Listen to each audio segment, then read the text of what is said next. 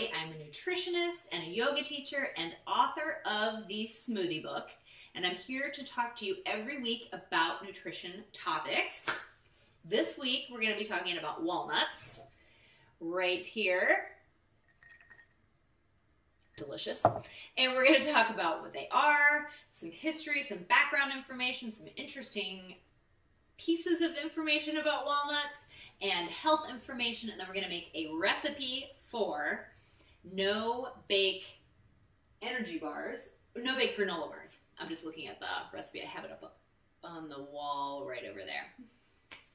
So no-bake granola bars with walnuts, and super excited about that. So please join in on the conversation. If you have any questions or comments, put them in the chat. I love talking to people during the show.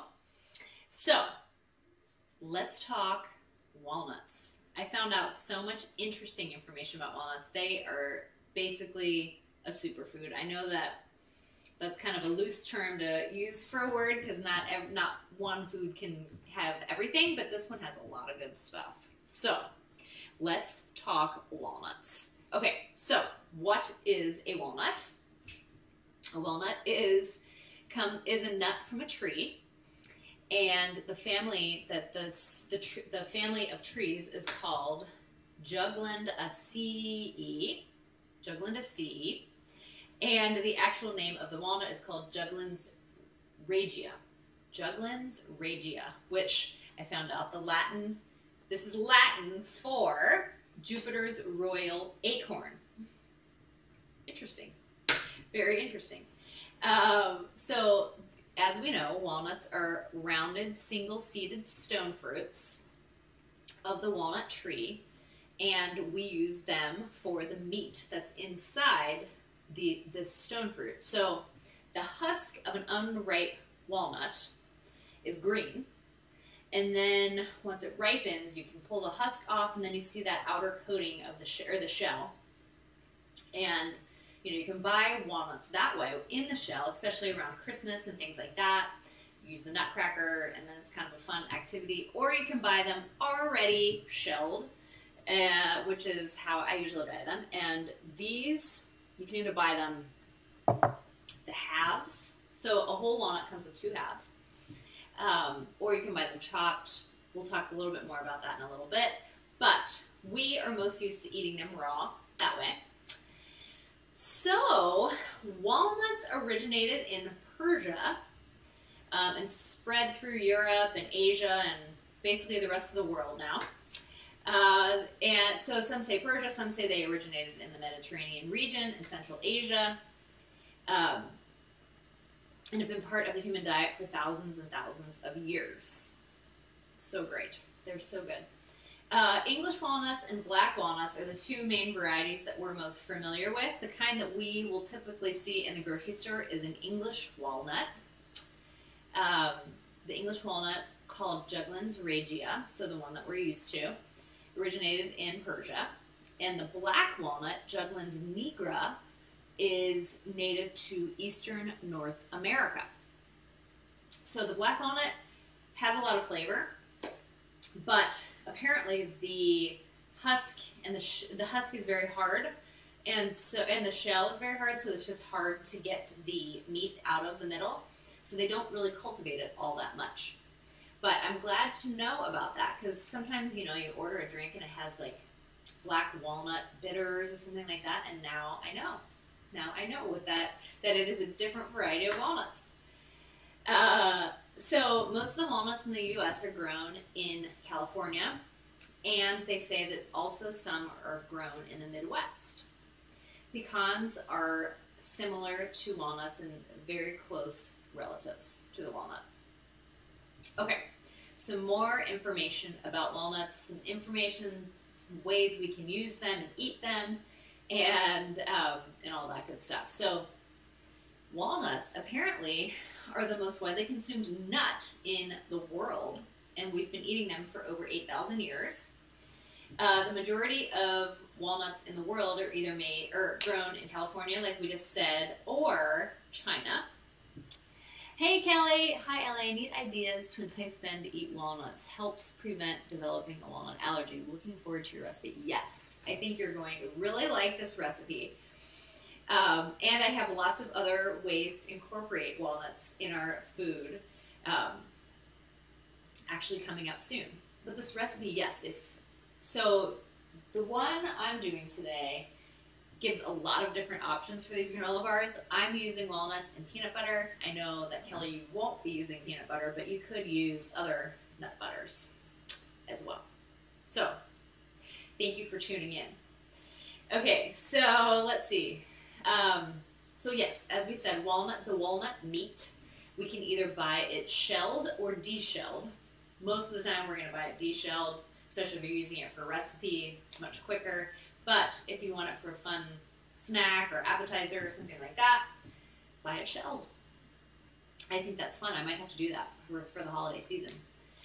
So the meats inside can be whole, halved, chopped in smaller portions, basically however you want to have it consumed. Sometimes the whole are more expensive than the chopped, but today when I was buying some, they were the same price, so I got the whole, which is fun, I think, although I'm going to be chopping them today, so I guess it doesn't really matter. Okay, and so we can consume them raw, we can have them toasted or pickled, which I would love to try pickled walnuts. Maybe I could do a whole other show on that because that sounds really interesting. And they can be used in so many different recipes. I'm going to give you lots of different ways to use walnuts right now. You can add them into cereals like muesli, so like oats and dried fruit and nuts. You can use it in baked goods like walnut pie. I read about walnut pie. I've never had that before, but that sounds really good. Walnut cakes, like coffee cakes. Ice cream toppers or mixed into your ice cream. My dad said he just put it in his ice cream the other day. Delicious. And also sauces for pasta. So I love making, there's a recipe on Relish where it's bucatini, those really good noodles, and you make a brown butter sauce, and then you add walnuts and parsley, and I think maybe a little bit of lemon. It sounds so good. We're going to have to make that sometime too. Walnuts are also sometimes candied, which is something especially during the holidays people make for appetizers or gifts, where you coat them in some sort of syrup or sugar and oil and then bake them and put other things like cinnamon or whatever kind of seasonings you want on them. Makes them really good. Those are good to eat by themselves or to add to ice cream or salads or anything delicious like that. Chopped walnuts can be used in salads, like I just said. Fruit bowls, oatmeal, yogurt. So those could be added. Those could be things that you could try, Kelly.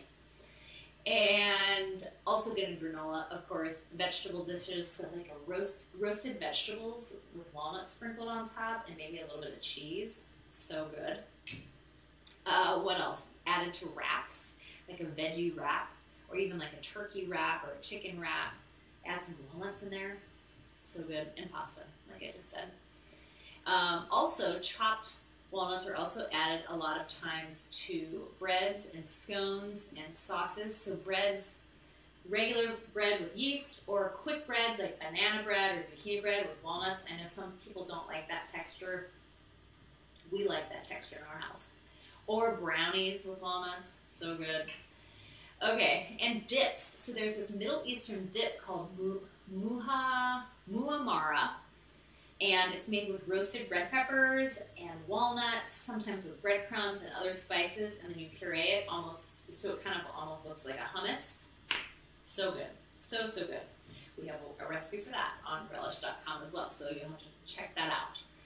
And then, a whole other product of walnuts is walnut oil. It's kind of a delicacy, and often used with things like salad dressing or drizzling on top of already cooked things because it has a low smoke point. So you don't want to heat it. You just want to eat it at room temp. So try walnut oil. Super, super good. And I also found out about something else I want to try. Nocino, which is an Italian liqueur made from unripe walnuts soaked in alcohol and spices. Yum. And then I think you add some sort of like sweetener to it too. But that sounds so good. So I want to try that too. So many things to try with walnuts. Okay, and then walnut husks apparently have been used to make ink for writing and drawing. Apparently Leonardo da Vinci and Rembrandt used walnut husk ink back in the day. So that's interesting. What else? Okay, so that's kind of it on the general information. Now we're going to move into the health benefits. I have 6 health benefits to tell you, plus some nutrition information. But basically they're awesome. They're good for you unless you're allergic, and then they should not be eaten. But if you can eat walnuts, these are all the good things that they can give you. So 1 ounce of walnuts, which is about 7 walnut halves, that's 1 serving, has so many things. So it has up to 3% of your calcium needs, up to 10% of iron, which is awesome. I saw one thing said 6%, one thing said 10%, so pretty good amount of iron though. Up to 5% of potassium, 14% of your magnesium needs, and 7% of your daily folate. So that's a pretty good amount of vitamins in just 7 little walnut pieces. Okay, so here's some information about walnuts. They are a great source of polyunsaturated fats, which are also called PUFAs. When I was studying nutrition, we would always just refer to that as PUFA because it's just shorter to say. Polyunsaturated fatty acid, PUFA. So that includes omega-6 fatty acids and omega-3 fatty acids. The omega-6 fatty acid that's in it is linoleic acid, and 1 ounce of walnuts, like we were just discussing, has 13 grams of PUFA, which is a really good source, and they're low in saturated fat. So great option, especially if you eat a plant-based diet or if you don't eat a plant-based diet and you want to get some polyunsaturated fats, check out the walnuts. So the good thing about PUFAs, polyunsaturated fats, is that they may help reduce our bad cholesterol, the LDL cholesterol, in the blood, and that can help reduce our risk of developing heart disease and stroke. And walnuts are the only tree nut that have a good source of alpha-linolenic acid, which is the omega-3 fatty acid. So 1 serving of walnuts gives us 2.5 grams of ALA, the alpha-linolenic acid, which is great. So there was a study done, and dietary alpha-linolenic acid, ALA, reduces inflammatory and lipid cardiovascular risk factors, so things like cholesterol, triglycerides, things like that in our blood. So it helped reduce all of those things, inflammation, the risk of high cholesterol in people that had high cholesterol. So that's a good thing. Very good thing. Okay, benefit number 2. So replacing saturated fat with walnuts and other plant-based oils has been found in some studies to improve blood pressure and serum lipids, so the fats in our blood, in adults at risk for cardiovascular disease, according to a study done by the Journal of American Heart Association. Also good. Also good. And number 3, walnuts are good for our brain health. Always glad to hear things like that.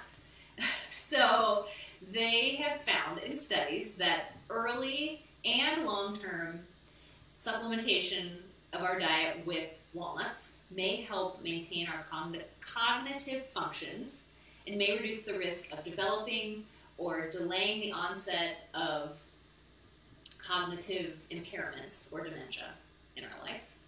So there was a study done in older adults that linked regular consumption of walnuts with a significant memory improvement. This is enough for me to want to have some walnuts every day. It will help improve my memory. So the conclusion of this particular study found that, so all these good things in the walnuts are polyphenols. It's rich in polyphenols, which are those plant-based compounds we've talked about in other episodes. So other foods like olive oil, coffee, walnuts, those are all part of the Mediterranean diet. They're also rich in polyphenols. They've been found to help with better cognitive function in elderly research subjects that are at high risk of cardiovascular disease. Number 4, walnuts are a good source of antioxidants. So those polyphenols that we're talking about give us these antioxidants. And they're highly concentrated in the skins of the walnuts. So the main polyphenol, I'm going to have to sound this one out because it's a long word, in walnuts is peduncoligin, which is an egalitannins. Egalitannins is easier to say. So egalitannins are well-known antioxidants that can be anti-inflammatory and which can help with risks of, if you have chronic inflammation, or more risk for cancer or cardiovascular disease, things like that. And so, if you have all these anti-inflammatories in our food, you can help reduce those risks, according to some studies.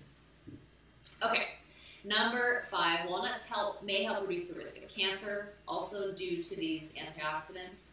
But some studies have shown some really good results of cancer prevention when walnuts were consumed, and a variety of different types of cancers. And number 6, walnuts are a good source of fiber and plant-based protein. So one serving, 1 ounce, about 7 walnut halves, has about 2 grams of fiber, 4 grams of protein, no cholesterol, low in the saturated fat, good in the polyunsaturated fats. So basically, they pack a punch with all of the goodness that they have. Okay, so are there risks in eating walnuts? Well, like we said before, if you're allergic to tree nuts, definitely shouldn't be having them, because that is bad news. But and also they found that some of the phytochemicals, some of the polyphenols in walnuts, especially in the husks, can cause skin irritation, I guess, for some people. So if you are handling the husks, wear some gloves if you are finding that there are some issues. So those are pretty much the only risks. Otherwise, if you're interested in incorporating them into your diet, there are lots of good things that they provide. Okay, so what are the best ways to store walnuts? Well, because they have a lot of oil in them, they can go rancid pretty easily. So the recommendation is to buy them raw, of course, which is how we often buy them. Keep them in the refrigerator or the freezer. So I always keep ours in the refrigerator because we go through them pretty quickly. But if you don't think you're going to go through them within a year, they say you can keep them in the freezer for up to a year. So if you think it's going to take you a year to eat them, then maybe keep them in the freezer. If it's going to take you a couple weeks to a couple of months, keep them in the refrigerator. So that's that. Let's make some no-bake granola bars. I'm really excited. So you can find this recipe on relish.com. It is written by Cookie and Kate. Yes. Cookie and Kate. I love those recipes. They always have really good ones. So this recipe is very open-ended. So basically, I'm going to just give you a quick overview of what we're doing, and then I'm going to tell you what I'm putting in mine. So it's basically a mix of oats, cinnamon, and salt. We're going to mix the dry ingredients. And then she has a section called mix-ins. So you can do anything for the mix-ins. So we're putting 2 cups of mix-ins. So any kind of nuts, any kind of dried fruit, pieces of chocolate, pieces of coconut, whatever kind of crunchy goodness you like to have for the bulk of your granola bar.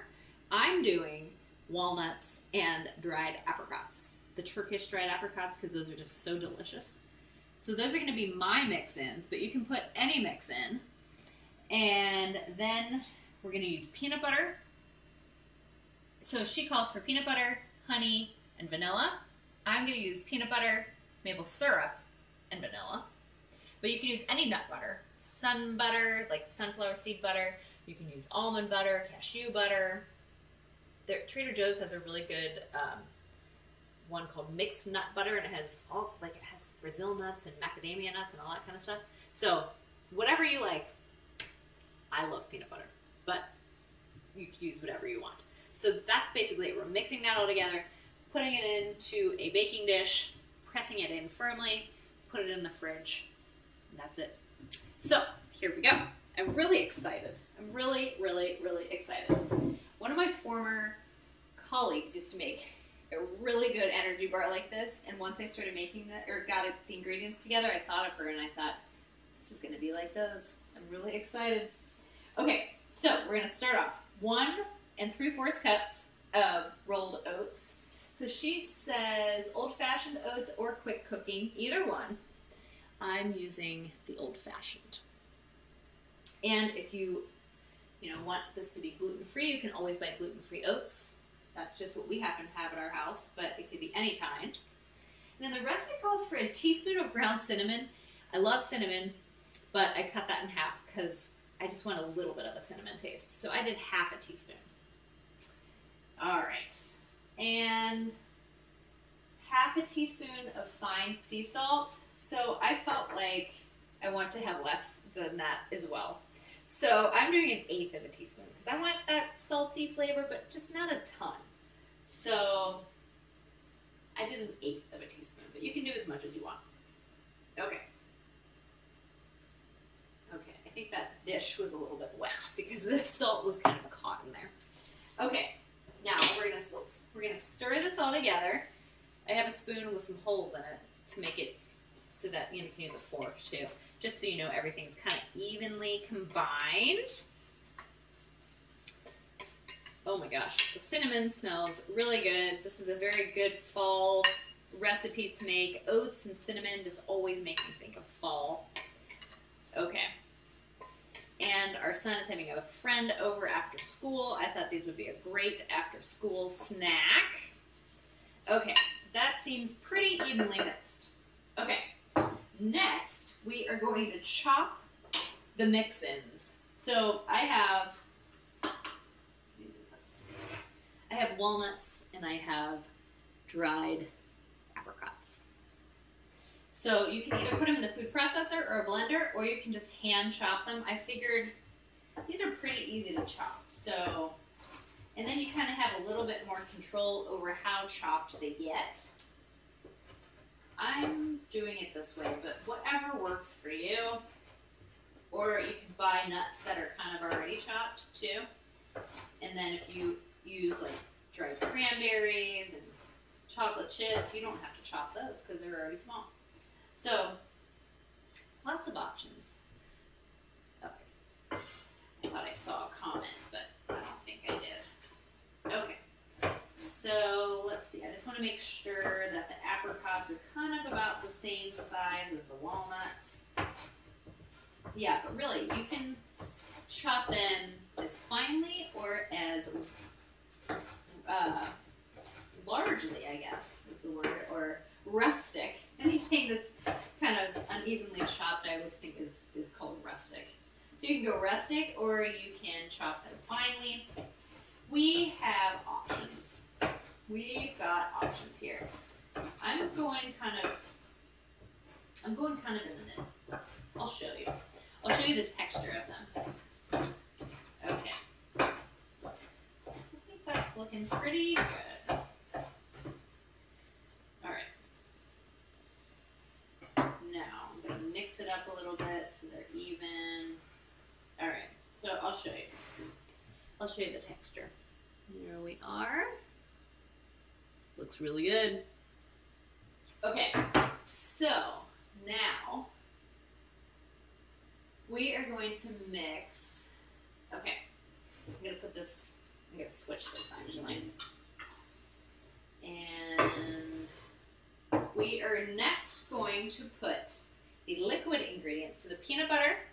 So it's 1 cup of peanut butter. And it calls for half a cup of maple syrup or honey. I'm doing maple syrup. I'm doing 1/4 of a cup because there's already a lot of sweetness. And a teaspoon of vanilla. I like a vanilla flavor. Okay, so I took our peanut butter out of the refrigerator a couple of hours before I was gonna spoon it, because then I just wanted it to be a little bit more room temperature, easier to stir. And I have a new jar, of peanut butter, and I thought, this is good, because then I can get the oil.